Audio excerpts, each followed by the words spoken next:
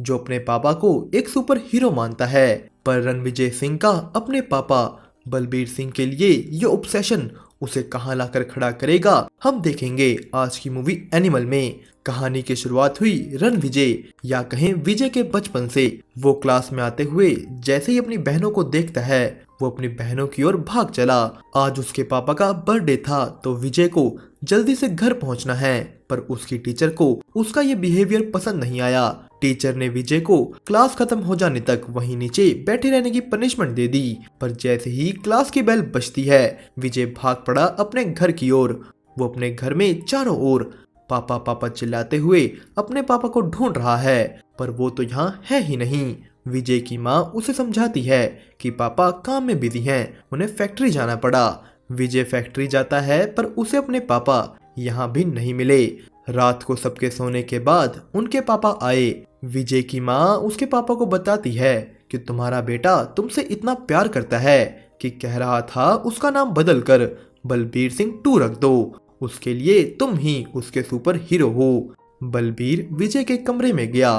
वो उसके हाथ से एक लेटर लेता है जिसमें लिखा हुआ था कि पापा अगले जन्म में आप मेरे बेटे बनना और मुझसे सीखना कि अच्छे पापा कैसे बनते हैं, और फिर उससे अगले जन्म में मैं फिर आपका बेटा बनूंगा, फिर आप मुझे जी भर कर प्यार करना। समय बीता, विजय जवान हो गया।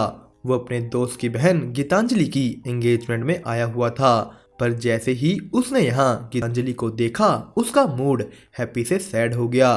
वो अपने सभी दोस्तों को इकट्ठा कर स्कूल सॉन्ग गाने लगता है, जो सुन गीतांजलि भी वहां आ गई। गीतांजलि विजय को कहती है कि भैया कब आए अमेरिका से। ये सुन विजय ने गीतांजलि को कहा कि नहीं भैया नहीं, मेरे दिल में तुम्हारे लिए बहन वाली कोई फीलिंग नहीं। अकेले में विजय ने गीतांजलि से पूछा कि तुझे तो अमेरिका जाना था ना, पीएचडी करनी थी, तो इतनी जल्दी शादी कैसे। यहाँ विजय इनडायरेक्ट वे में गीतांजलि को कहता है कि तुझे एक स्ट्रॉन्ग लड़के को चूज करना चाहिए जो तेरे लिए कुछ भी कर सके, ना कि ऐसे से को। वो जाते जाते उसे ये भी कह देता है कि गीतांजलि तुम्हारी बैग काफी बड़ी है, तुम्हें बच्चे हेल्दी होंगे। पार्टी से जाते जाते विजय गीतांजलि के भाई से भी पूछ लेता है कि कोई चांस है कि मेरी गीतांजलि से शादी हो जाए। उसने मुझे स्कूल में तो हाँ बोल दी थी, पर जब मैं तुम्हारे घर उसे मिलने आया, तेरी मासी ने मुझे राखी बंधवा दी। वो अपने दोस्त को कहता है कि तुम मान ना मान, अभी भी हमारे बीच कुछ है। उसका दोस्त उसे कहता है कि देख, बचपना छोड़, 2 दिन में उसकी शादी है और उसके बाद वो यूएस चली जाएगी। पर विजय कह देता है कि वो कहीं नहीं जाएगी। तभी गीतांजलि वहां आ अपने भाई को अंदर बुला लेती है और विजय बाल कटवा कर पहुंच जाता है अपने घर, जहां उसके पिता का आज बर्थडे है। विजय ने बाल इसलिए कटवाए क्योंकि उसके पापा को छोटे बाल पसंद थे, पर उसके पापा कह देते हैं कि तुम पर बड़े बाल भी अच्छे लगते हैं। तो विजय का जवाब था कि कोई बात नहीं पापा, मैं फिर से बड़े कर लूंगा। यहाँ विजय अपने दादाजी से पूछता है कि दादाजी, हमारे परिवार से कभी कोई क्यों नहीं आता, ऐसी क्या बात है। उसके दादा बताते हैं कि बेटा, परिवार कब बिखर गया पता ही नहीं लगा, तू कभी मेरे घर आना, तुझे पूरी कहानी बताऊंगा। पर तभी विजय का जीजा उसे बुलाता है कि चल तुझे सीएम से मिलाऊं, पर विजय ने साफ मना कर दिया। विजय की अपने जीजा से नहीं बनती थी, तो वो इतनी सी बात को बहस कर बड़ी बना लेते हैं। विजय की बहन इस चीज से रोने लगी कि तुम मेरे पति से ऐसे कैसे बात कर रहे हो। वो अपने पिता को ये सब बताती है, जिसने आके विजय को कहा कि जाओ अपने जीजा से सॉरी मांगो। विजय ने उन्हें भी मना कर दिया कि नहीं, मैं सॉरी नहीं मांगूंगा। विजय की बहन साइड में बैठ रोने लगी। विजय उसके पास गया। यहाँ हमें उनके पास का एक सीन दिखाया जाता है, जहाँ जब उसकी बहन की कॉलेज में बच्चों ने रैगिंग की, विजय कॉलेज गन लेके पहुंच गया। उसे उस वक्त तो वो लड़के वहां नहीं मिले, पर रास्ते में उसने उन सबको अपनी कार से भगा भगा कर मारा। ये बात जब विजय के पिता को पता लगती है, उन्होंने उसे बहुत मारा कि तू ये सब क्या कर रहा है। विजय के हिसाब से ये कुछ भी गलत नहीं था। उसके परिवार को अगर कोई तंग करेगा, विजय उसे नहीं छोड़ेगा। विजय के पापा उसे घर से निकाल बोर्डिंग स्कूल में डाल देते हैं। फिर भी अब उसने अपनी बहन के कहने पर अपने जीजा से माफी मांग ली। पर विजय के पापा उसे यहाँ बताते हैं कि वो विजय के कंपनी शेयर्स वरुण यानी उसके जीजा के नाम कर रहे हैं, क्योंकि वरुण उनकी कंपनी स्वास्तिक, जो देश की एक बहुत बड़ी स्टील कंपनी है, उसे अच्छी तरह संभाल सकता है। यहाँ भी विजय को अपने बोलने की वजह से थप्पड़ ही पड़ा। वो अपना घर भी छोड़कर जाने ही वाला था कि उसका दोस्त गीतांजलि को ले यहाँ आ गया। गीतांजलि ने अपनी शादी तोड़ दी थी। विजय गीतांजलि को ले अपने पापा के पास जाता है। उसने उन्हें बताया कि मैं गीतांजलि से शादी करने वाला हूँ, पर उसके पापा एक शब्द भी नहीं बोले। वो दोनों गीतांजलि के घर जाते हैं। यहाँ भी सब उनसे एक्सप्लेनेशन मांग रहे हैं, पर उन्होंने कुछ इस तरीके से एक्सप्लेनेशन दे दी। विजय और गीतांजलि पहाड़ों में जा शादी करते हैं। इन सब के बाद वो अमेरिका निकल गए। पर अगले ही सीन में हम देखते हैं विजय बड़े बड़े बालों में बड़ी बड़ी दाढ़ी के साथ अपनी गैंग को ले किसी को मारने निकला है। वो एक ऑफिस मीटिंग में घुस गए जहां उसका जीजा बैठा था। एक इंसान भी उन्हें यहाँ देख रहा था, पर उन सब की आंखें बंद करवा विजय ने अपने ही जीजा का गला घोट उसे तड़पा तड़पा कर मार दिया।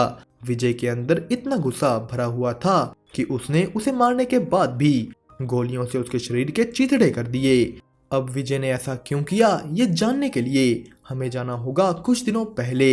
विजय के पापा बलबीर सिंह पर किसी ने अटैक कर दिया था। 8 सालों बाद विजय आज अपने पापा को देखने आया है, पर उसे अपने पापा से मिलने से रोक दिया जाता है। उसका जीजा उसे कहता है कि वेट कर, बहुत लोग हैं लाइन में। विजय साइड में बैठ गया तो उसके पापा के दोस्त ने उसे यहाँ देखा और उसके पापा से मिलवाया। दोनों ही एक दूसरे को देख इमोशनल हैं। विजय के पापा ने उसे कहा कि जब मुझे पहली गोली लगी तो तेरी आवाज सुनाई दी, जब दूसरी गोली लगी तो एहसास हुआ कि मैं अकेला था। विजय यहाँ से निकलकर अपनी फैक्ट्री में जाता है। यहाँ उसने अपने सभी वर्कर्स को आश्वासन दिया कि पापा अब ठीक हैं, पर मैं आपसे वादा करता हूँ कि जिसने भी मेरे पापा यानी बलबीर सिंह पर हमला किया उसका गला मैं खुद काटूंगा। उसकी ये बातें सुन सभी वर्कर्स में जोश आ गया और सबको पता लग गया कि विजय चुप नहीं बैठेगा। विजय यहाँ से सीधा अपने गाँव जाता है। उनका पिछले 20 सालों से अपने दादा के बड़े भाई के साथ कोई रिश्ता नहीं था, तो विजय यहाँ उनसे माफी और मदद मांगता है। उसने कहा कि पापा के पास सब कुछ है, दुनिया के सारे रिसोर्सेस हैं, पर किसी के लिए वक्त नहीं, और इसीलिए मैं आपसे माफी मांगता हूँ। मुझे आपकी मदद चाहिए। मुझे मेरे परिवार से, मेरे भाइयों से मदद चाहिए। विजय अपने सभी भाइयों को ले दिल्ली निकल जाता है। उसने अपने भाई, अपनी फौज अपने पापा के आगे खड़ी कर दी। विजय ने अपने पापा का बॉडी डबल तैयार किया और कहा कि इस बारे किसी को पता नहीं लगना चाहिए, उसकी बहनों को भी नहीं। बॉडी डबल तैयार हुआ जिसे उनका जीजा भी पहचान ना सका, पर उसी रात कहीं जाते हुए उस बॉडी डबल पर हमला हो जाता है। वो बुलेट प्रूफ कार में था तो शीशा उतार कर ये लोग उसे गोलियों से छलनी कर देते हैं। विजय और उसके भाई जब तक यहाँ पहुँचते वो व्यक्ति अपनी जान गंवा चुका था। हॉस्पिटल में जैसे ही उसका जीजा और बहन पहुंचते हैं, अपने पिता को देख उसकी बहन तो खुश थी, पर जीजा नहीं। यहीं वो एक व्यक्ति को कॉल करता है कि बलबीर सिंह जिंदा है, तुमने जिसे मारा वो उसका बॉडी डबल था। और ये कॉल की बातें उसी टाइम विजय ने भी सुन ली। उसका जीजा ये तक कह देता है कि बेटे को तू मार, घर पे बाप को मैं मार दूंगा। तो इस चीज के बाद क्या हुआ हम सब ने देखा। इसके बाद वो लोग एक व्यक्ति फ्रेडी से मिले जो वेपन्स बेचता है। विजय के कहने पर उन्होंने एक ऐसा वेपन बनाया था जिससे खुद फ्रेडी इम्प्रेस है कि सर जी क्या आइडिया था आपका। पर वो लोग इससे पहले इस हथियार को देखते बलबीर पर हमला करने वाला व्यक्ति अपनी फौज ले विजय को मारने आ गया। विजय और उसके भाई एक एक कर सबको मारते हैं, पर दुश्मन के लोग रुकने का नाम ही नहीं ले रहे। उन्होंने पहले गन्स के साथ सबको मारा, फिर विजय ने अकेले ही कुल्हाड़ी के साथ 50-60 लोगों को। इस बीच विजय को भी बहुत से वार लगे, पर उसका जोश इस वक्त इतना ज्यादा था कि उसे कुछ महसूस ना हुआ। 200 लोग वहां और आ रहे थे तो उन्होंने उस हथियार को खोला जो फ्रेडी यहाँ लाया था। विजय इस गाड़ी में बैठ गया और निकल गया सबको दिखाने मौत का रास्ता। वो नॉन स्टॉप ऐसे वार करता है कि वहां कोई ना बचा। उसने यहाँ के दीवार खंबे सब तोड़ दिए, पर जैसे ही गोलीबारी थोड़ी शांत हुई वो व्यक्ति यहाँ आ लेट जाता है। विजय जैसे ही गाड़ी से उतरा उसने उठ विजय पर 2 गोलियां चला दी। अब 2 गोलियों से तो उसका बाप भी नहीं मरा था, विजय कहाँ ही मरेगा। पीछे से उस व्यक्ति को गोलियां लगी। उसे उसी वक्त एक फोन आया अपने भाई का। विजय उसके भाई को कहता है कि जिंदा बच गया हूँ मैं और अब तुझे मेरे पास आने की जरूरत नहीं। मैं खुद आऊंगा तेरे पास और तेरे घर, तेरे परिवार, तेरे काम सबको खत्म कर दूंगा। विजय उसी वक्त बेहोश हो जाता है, वो कोमा में है। गीतांजलि फूट फूट कर रोने लगी, पर 14 दिनों बाद उसे होश आया। उठते ही उसके मुंह से पहली चीज निकली कि कुछ पता लगा। विजय के कान के पर्दे फट चुके थे, उसे कुछ सुनाई नहीं दे रहा। 28 दिनों बाद डॉक्टर्स की पूरी टीम ने बैठकर उसे बताया कि तुम्हारी हालत बहुत बुरी है। जोश जोश में तुम्हें कुछ पता नहीं चला, पर तुम्हें 6 गोलियां लगी हैं।